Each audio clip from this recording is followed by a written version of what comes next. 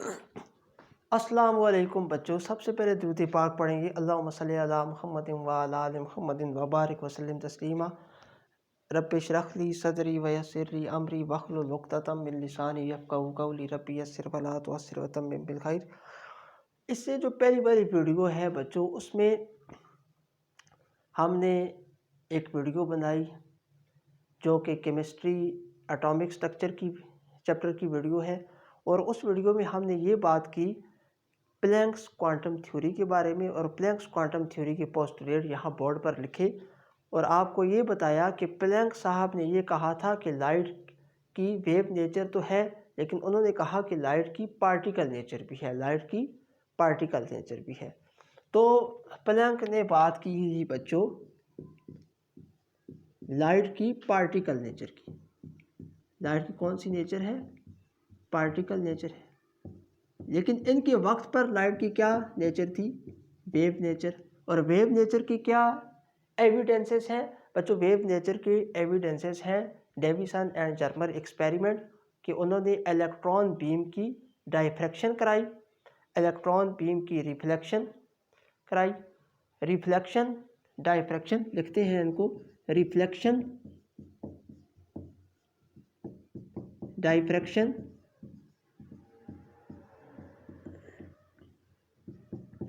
Refraction,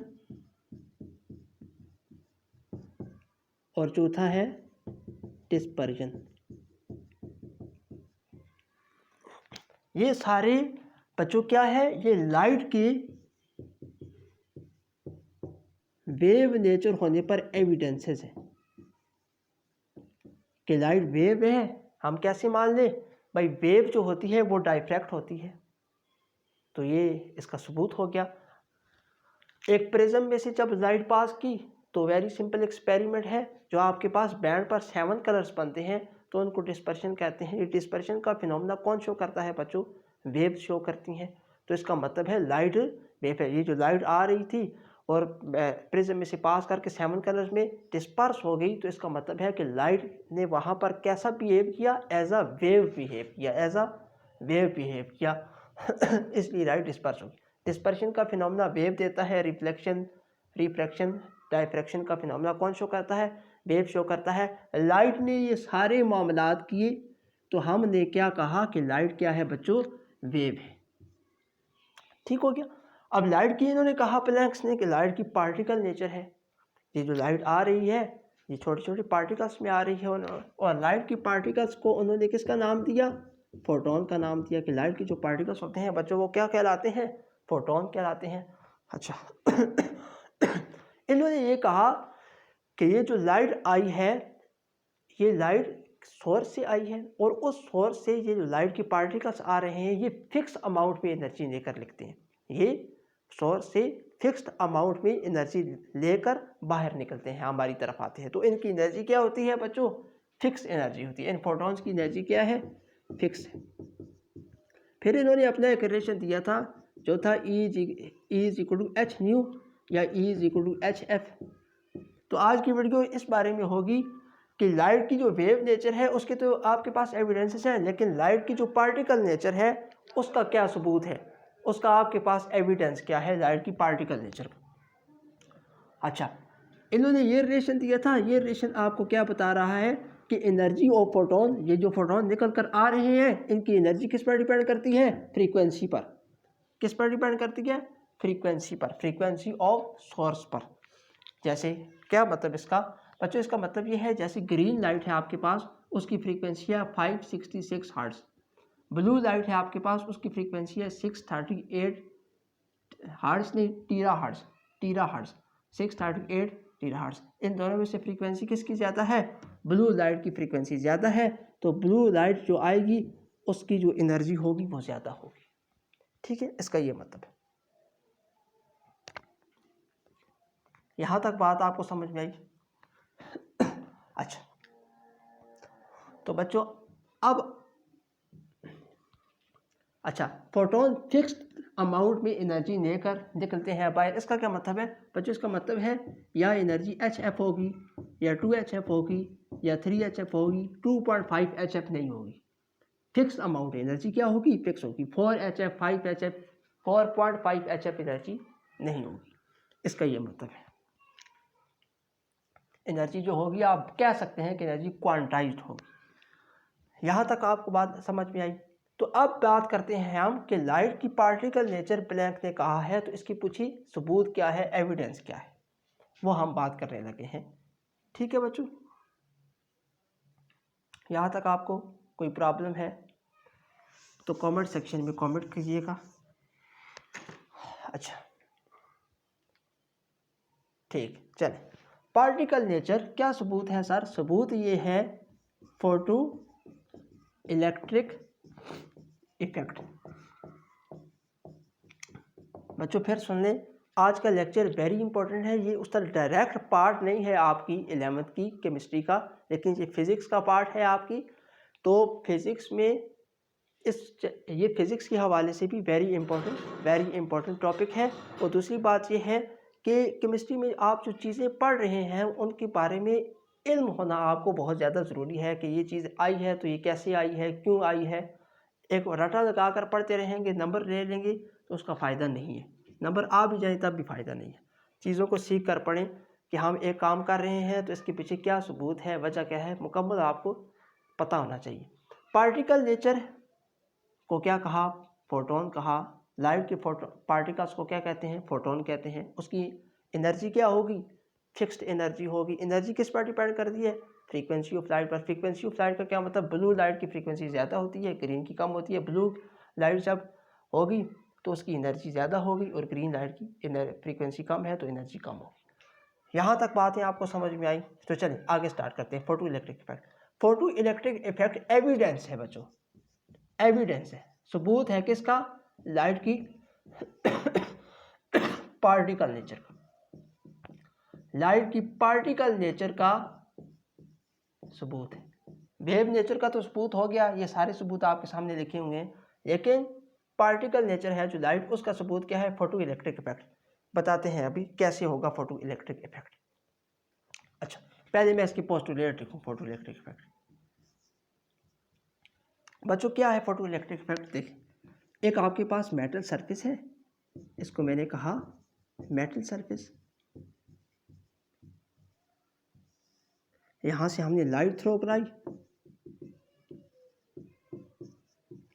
एक खास point से आकर मेटल की सरफेस को टच की, मेटल की सरफेस को टच की, और मेटल की सरफेस में से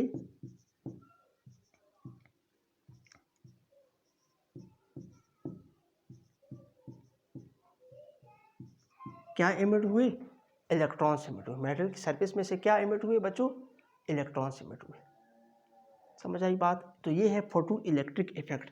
photo means light, electric effects mean कि लाइट के ज़रिए इलेक्ट्रिसिटी के ज़रिए हमने लाइट प्रोवाइड की, मेटल में से इलेक्ट्रॉन्स इजेक्ट हुए, तो उसको कहते हैं फोटो इलेक्ट्रिक इफेक्ट।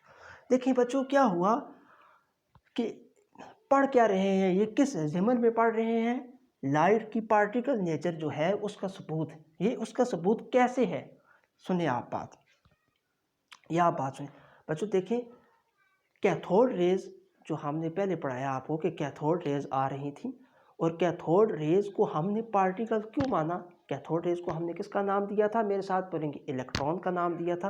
और इलेक्ट्रॉन को हमने पार्टिकल नेचर क्यों माना, इलेक्ट्रॉन को, वो तो कैथोड रेज आ रही थी, तो आपने कैथोड रेज को पार्टिकल क्यों माना, इलेक्ट्रॉन को आपने पार्टिकल क्यों माना पहले।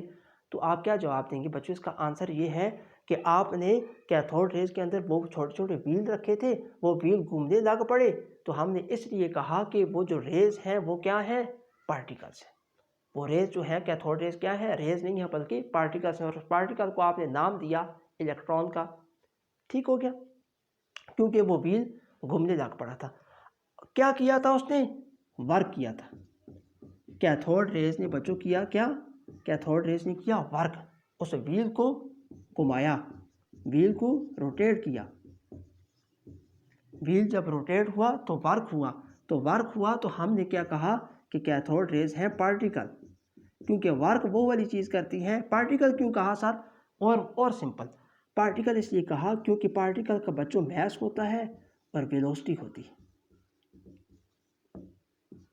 वेलोसिटी होती है। पार्टिकल का मास होता है, पार्टिकल की वेलोसिटी होती है। जो वेव होती है उसकी वेव लेंथ होती है, उसकी स्पीड होती है, उसकी फ्रीक्वेंसी होती है। वेव का मास नहीं होता। समझ आई बात? उसमें हम 3 चीज़ें देखते हैं। v is equal to F lambda, ये वेव का फार्मूला था। ठीक है, तो पार्टिकल का क्या होता है? मास और वेलोसिटी। तो बच्चों कोई वर्क करने के लिए ना आपको मास होना ज़रूरी है किसी चीज़ का। कोई वर्क करने के लिए मास होना किसी चीज़ का ठोस होना ज़रूरी है, मास होना ज़रूरी है, वेलोसिटी होना ज़रूरी है। तो इसलिए हमने कहा कि वो व्हील घूमा।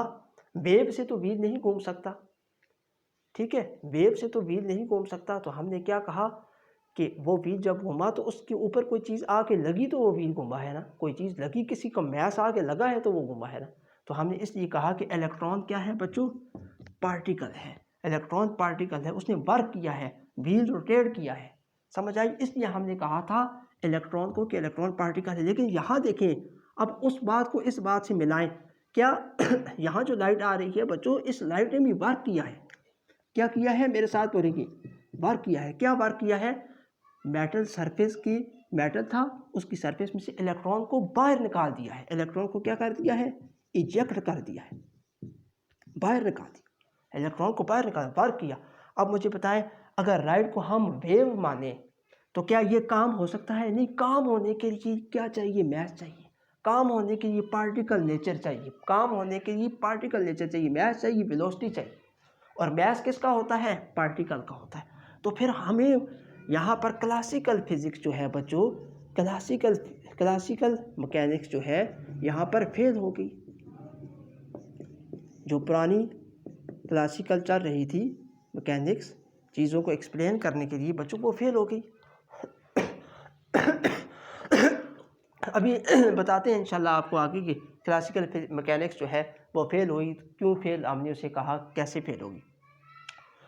ठीक है, तो लाइट को यहाँ बच्चों वेव नहीं मान सकते। अगर लाइट को वेव माने तो फिर इलेक्ट्रॉन इजेक्ट नहीं होने चाहिए।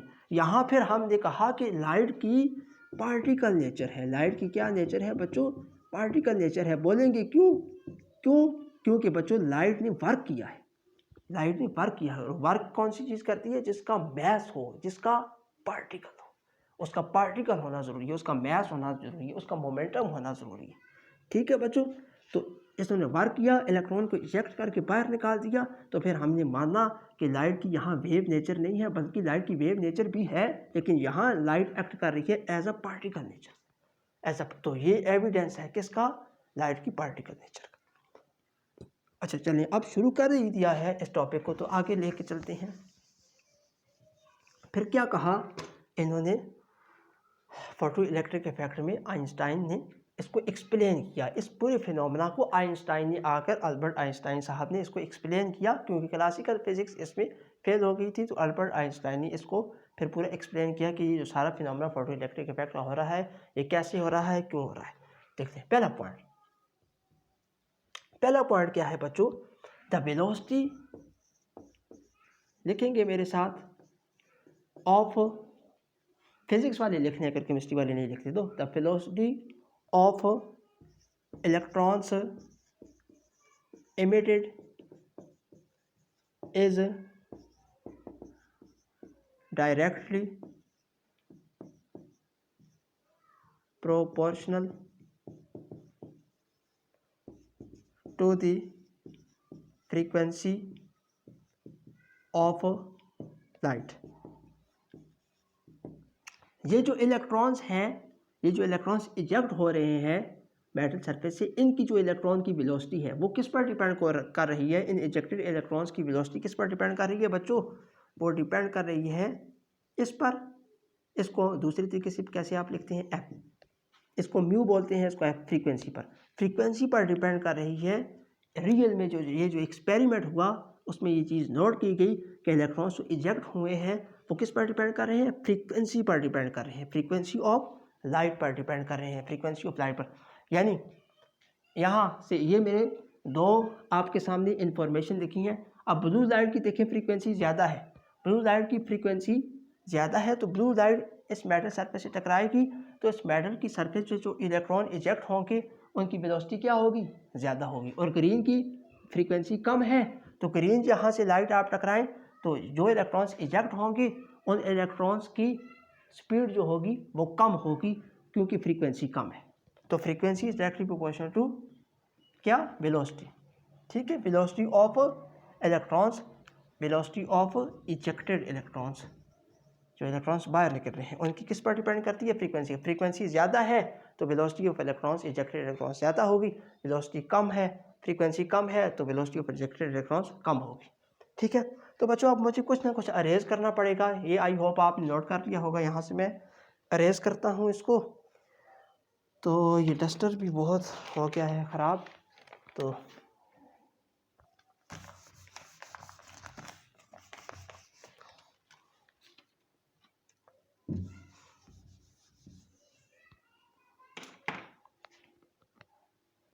चलें, ये आपने नोट कर लिया है बच्चों सारा। तो मैं अब दूसरा पॉइंट यहाँ पर लिखता हूँ। अल्लाह करे आपको नज़र सही आ रहा हो। ठीक है, चलिए बच्चों देखें, मेटल सरफेस, दूसरा पॉइंट क्या था, फोटो इलेक्ट्रिक इफेक्ट जो हुआ इसको एक्सप्लेन करने के लिए, लाइट की पार्टिकल नेचर को एक्सप्लेन करने के लिए दूसरा काम क्या था बच्चों। दूसरा काम ये है, इन्होंने कहा कि द, मेरे साथ लिखेंगे द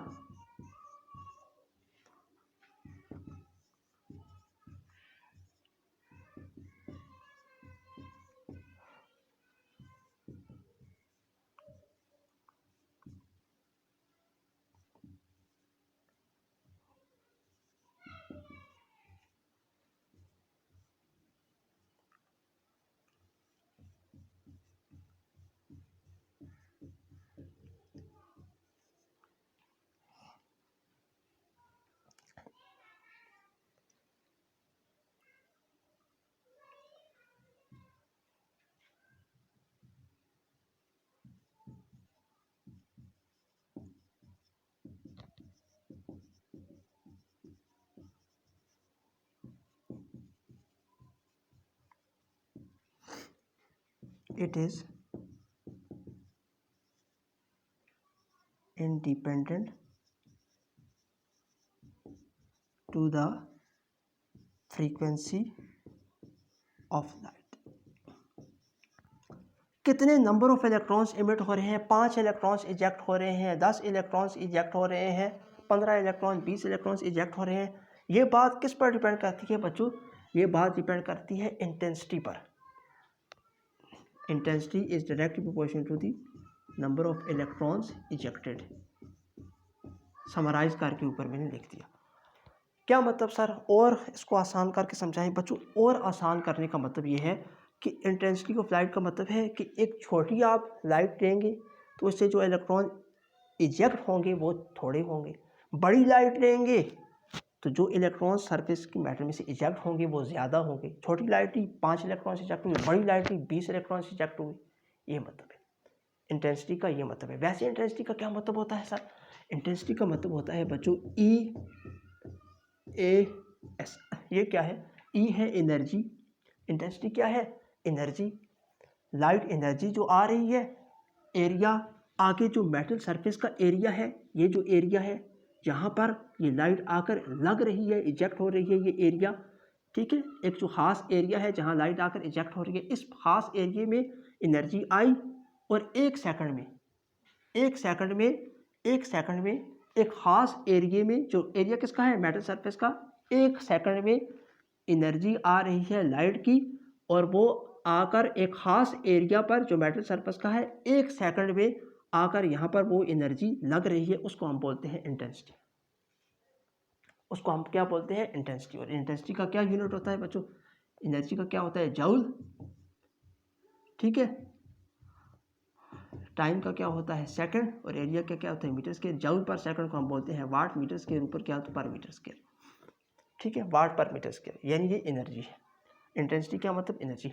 अब सुने बात कि जब हम छोटी लाइट लेंगे तो एरिया क्या होगा, यहाँ मेटल सरफेस का जहाँ लाइट वो जाकर लग रही है वो एरिया क्या होगा, कम होगा।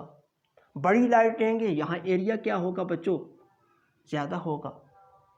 ठीक है, एरिया यहाँ क्या होगा, ज़्यादा होगा। बात समझ में आई है कि नहीं। ठीक है, तो ये बच्चों इसका मतलब, तो इंटेंसिटी का क्या मतलब, बड़ी लाइट होगी तो नंबर ऑफ इजेक्टेड इलेक्ट्रॉन्स ज़्यादा होंगे, छोटी लाइट होगी तो नंबर ऑफ इजेक्टेड इलेक्ट्रॉन्स कम होंगे। ठीक हो गया।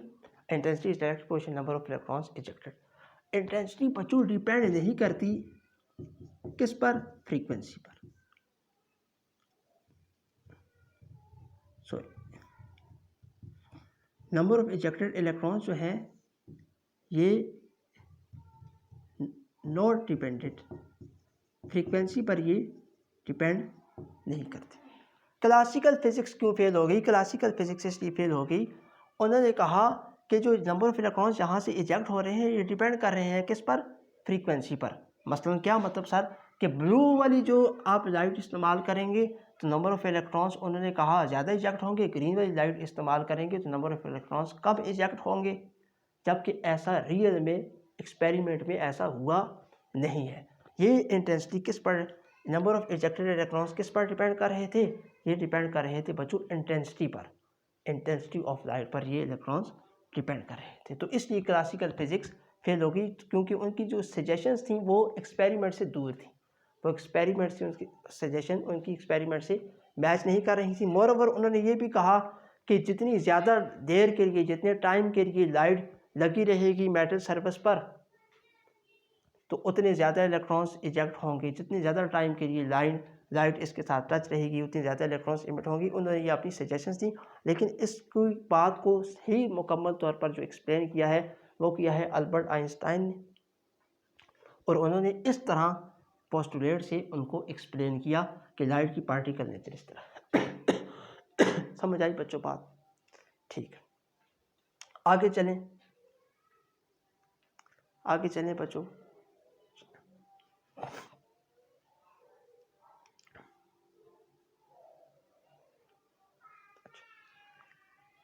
देखें, इंटेंसिटी जो है ना, इंटेंसिटी का मतलब है बड़ी लाइट। बड़ी लाइट का मतलब इंटेंसिटी ज़्यादा, छोटी लाइट का मतलब इंटेंसिटी कम। जब लाइट बड़ी होगी तो एनर्जी भी तो ज़्यादा होगी, एरिया ज़्यादा होगा तो एनर्जी भी ज़्यादा होगी। छोटी लाइट होगी एनर्जी कम होगी, क्योंकि छोटी लाइट है तो उससे फोटोन कम निकल रहे हैं तो उनकी एनर्जी कम होगी।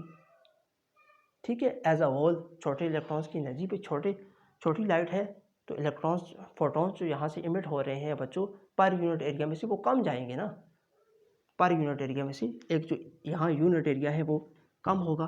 बड़ी लाइट होगी, देखें ये छोटी लाइट है इसका इतना एरिया होगा, बड़ी लाइट जो होगी उसका एरिया इतना होगा, उसका एरिया बड़ा होगा, लेकिन क्या होगा कि उसमें से जो उस लाइट की एनर्जी है बच्चों वो भी ज़्यादा होगी, उसकी एनर्जी भी क्या होगी, ज़्यादा होगी, क्योंकि उसमें ज़्यादा फोटॉन्स प्रेजेंट है। तो आई होप ये आपको आसान तरीके से मैंने करके समझाने की कोशिश की है, आपको समझ आई होगी बच्चों ये बात कि ये किस तरह करना है। ठीक है, मैं आप इसको अरेंज करने लगा हूँ, आगे हम आगे पढ़ें। तो कुछ आपको समझ आई फोटो इलेक्ट्रिक इफेक्ट की। अब इन्होंने क्या किया, इन्होंने एक और काम किया। इन्होंने बच्चों आपको पता है कि इलेक्ट्रॉन मोशन में रहता है हर वक्त, इधर कभी उधर कभी इधर, इलेक्ट्रॉन रेस्ट पर तो नहीं है, इलेक्ट्रॉन मोशन पर है। तो इन्होंने क्या कहा, अब ये चीज़ क्या है, मेटल है, मेटल किससे बना है, मेटल में क्या है, एटम है, एटम है। तो चले मैं यहाँ पर एक एटम बनाता हूँ, ये इसी मेटल का ही समझे, प्लेटिनियम मेटल समझे या कोई मेटल समझे, न्यूक्लियस है ये इसका, ये इसकी इलेक्ट्रॉन्स है। ठीक हो गया बच्चों? अच्छा, ये इलेक्ट्रॉन्स हैं, चाहे इलेक्ट्रॉन की वेव नेचर हो, पार्टिकल नेचर हो, तो क्या है, न्यूक्लियस पर पॉजिटिव चार्ज, इलेक्ट्रॉन पर नेगेटिव चार्ज। तो इन्होंने क्या किया हुआ है, इसको आपस में एक फोर्स के साथ बाइंड किया हुआ है, एक फोर्स के साथ क्या हुआ है, बाइंड किया हुआ है, एक एनर्जी के साथ क्या किया हुआ है, न्यूक्लियस ने इलेक्ट्रॉन को बाइंड किया हुआ है, और इन्होंने उस एनर्जी को नाम दिया ओमेगा का। किसने? आइंस्टाइन। ठीक है भाई, न्यूक्लियस पर पॉजिटिव चार्ज, इलेक्ट्रॉन पर नेगेटिव चार्ज, पॉजिटिव नेगेटिव आपस में क्या है, अट्रैक्शन, आपस में एक फोर्स के साथ जुड़े हुए हैं ना, तो उसको क्या कहा, एनर्जी। एक एनर्जी के साथ आपस में एक एनर्जी है, तो न्यूक्लियस ने इलेक्ट्रॉन को आपस में जोड़ के रखा हुआ है एक एनर्जी के समझ आई बात। एक एनर्जी से आपस में क्या किया हुआ है, बोलें कि मेरे साथ जोड़ के रखा हुआ है, उसको कहा ओमेगा।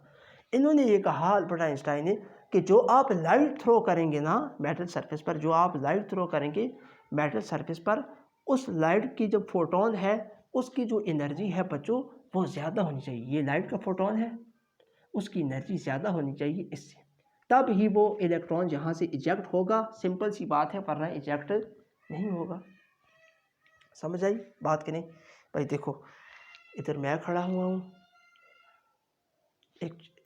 एक इधर बंदा खड़ा हुआ है जो मुझसे उम्र में छोटा है, ठीक है। अब मैं उस बंदे को इधर खींच रहा हूँ। अब एक और बंदा है जिस मुझसे बड़ा है, साइज़ मुझसे बड़ा है, ताकत मुझसे ज़्यादा अल्लाह ने उसको दी है, तो क्या होगा, मैंने उसको पकड़ा हुआ है तो उस बंदे को के पास मुझसे ताकत ज़्यादा होनी चाहिए, मुझसे ताकत ज़्यादा होनी चाहिए उस छोटे बच्चे को मुझसे छुड़ाने के लिए। लॉजिक आपको समझ आ गई? समझ आ गई? लॉजिक आपको समझ में आ गई बच्चों? क्या मतलब कि ये जितनी एनर्जी से इसने इलेक्ट्रॉन और प्रोटॉन आपस में पकड़े हुए हैं, जुड़े हुए हैं, ये जो फोटोन, ये क्या है, फोटोन की एनर्जी, लाइट की एनर्जी, वो इससे ज़्यादा होनी चाहिए भाई, तभी तो इलेक्ट्रॉन इजेक्ट होगा, वरना नहीं होगा। सिंपल सी बात आपको समझ में आ गई। अच्छा, अब आगे देखें, अगली बात सुनिए बच्चों। अगली बात क्या है, इलेक्ट्रॉन अब किस में रहता है, मोशन में रहता है। मोशन का क्या मतलब, जहाँ मोशन आएगा वहाँ काइनेटिक एनर्जी आएगा, 1/2 mv², काइनेटिक एनर्जी आएगा वहाँ, ठीक हो गया। इलेक्ट्रॉन मोशन में, और मोशन की एनर्जी को बोलते हैं बच्चों काइनेटिक एनर्जी, ठीक है। अब वो काइनेटिक एनर्जी इलेक्ट्रॉन की क्या है, कितनी इलेक्ट्रॉन की काइनेटिक एनर्जी है, वो कैसे पता चलेगा बच्चों? वो ऐसे पता चलेगा, minus omega,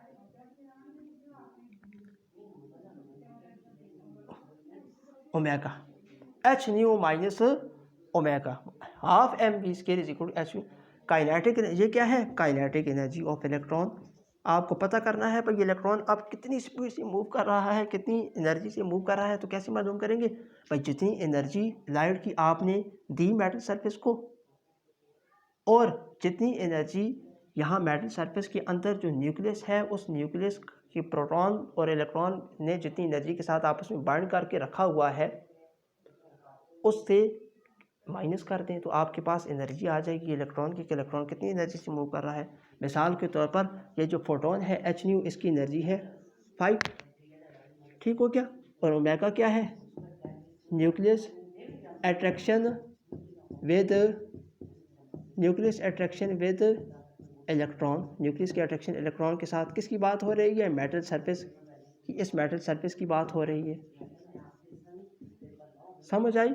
nucleus attraction with electron, surface matter nucleus attraction with electron.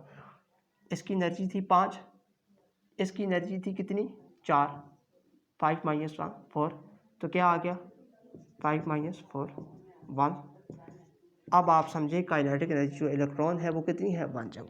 यहाँ अगर 6 हो तो क्या फिर इलेक्ट्रॉन इजेक्ट होगा, नहीं होगा इजेक्ट, फिर इलेक्ट्रॉन इजेक्ट नहीं होगा, ठीक हो गया। अगर 5 हो इसकी वजह से फिर भी इलेक्ट्रॉन इजेक्ट नहीं होगा। ये किसकी एनर्जी है बच्चों, फोटोन की, लाइट की, ठीक हो गया, फिर भी इलेक्ट्रॉन इजेक्ट नहीं होगा। तो ये लाजमी कम होनी चाहिए, ये ज़्यादा होनी चाहिए, फोटोन ऑफ लाइट की एनर्जी ज़्यादा होनी चाहिए।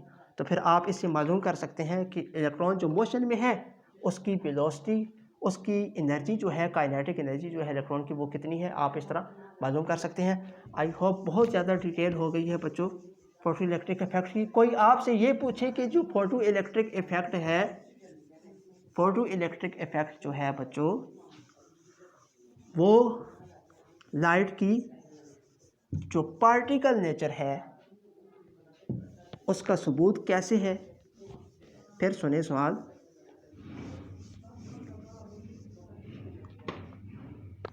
फिर सवाल सुने कि लाइट की जो पार्टिकल नेचर है उसका सबूत फोटो इलेक्ट्रिक इफेक्ट कैसे है, कैसे है फोटो इलेक्ट्रिक इफेक्ट। तो आप क्या सबूत देंगे, आप उसका सबूत ये देंगे भाई फोटो इलेक्ट्रिक इफेक्ट सबूत ऐसे है लाइट की पार्टिकल नेचर का, क्योंकि उसने वर्क किया है, लाइट ने वर्क किया है, काम किया है। क्या काम किया है, सरफेस की मैटर में से इलेक्ट्रॉन को इजेक्ट करवा दिया है, बाहर निकाल दिया है, एक काम किया है। कि जैसे कैथोड रेज ने काम किया था, व्हील को घुमा दिया था, तो हमने कहा था कैथोड रेज क्या है, इलेक्ट्रॉन्स। कैथोड रेज क्या है, पार्टिकल्स हैं, और पार्टिकल को क्या नाम दिया, इलेक्ट्रॉन का नाम दिया था। ठीक हो गया। अच्छा, लाइट की वेव नेचर का सबूत, लाइट की वेव नेचर का सबूत ये आपके सामने लिखे हुए हैं। लाइट की पार्टिकल नेचर कंक्लूड करते हैं, लाइट की वेव नेचर का सबूत आपके सामने लिखे। लाइट की पार्टिकल नेचर का सबूत, लाइट की पार्टिकल नेचर का सबूत, लाइट की पार्टिकल नेचर का सबूत क्या है बच्चों, फोटो इलेक्ट्रिक इफेक्ट। क्योंकि वर्क किया है इसने, और वर्क क्या चीज़ करती है, मैस पार्टिकल। उसका जो चीज़ वर्क करती है उसका पार्टिकल होना ज़रूरी है, आपको मानना पड़ेगा कि वो चीज़ पार्टिकल है, क्योंकि पार्टिकल का मैस होता है, वेलोसिटी होती है। नंबर 2 है कॉम्पटन इफेक्ट। ये 2 सबूत हैं। फोटो इलेक्ट्रिक इफेक्ट से में डिटेल के साथ बात हो गई, और कॉम्पटन इफेक्ट भी लाइट की पार्टिकल नेचर का एक बहुत बड़ा एविडेंस है, उस पर हमें बात नहीं करनी। आगे बढ़ते हैं, और यहाँ तक बच्चों सबूत हो गया लाइट की पार्टिकल नेचर का।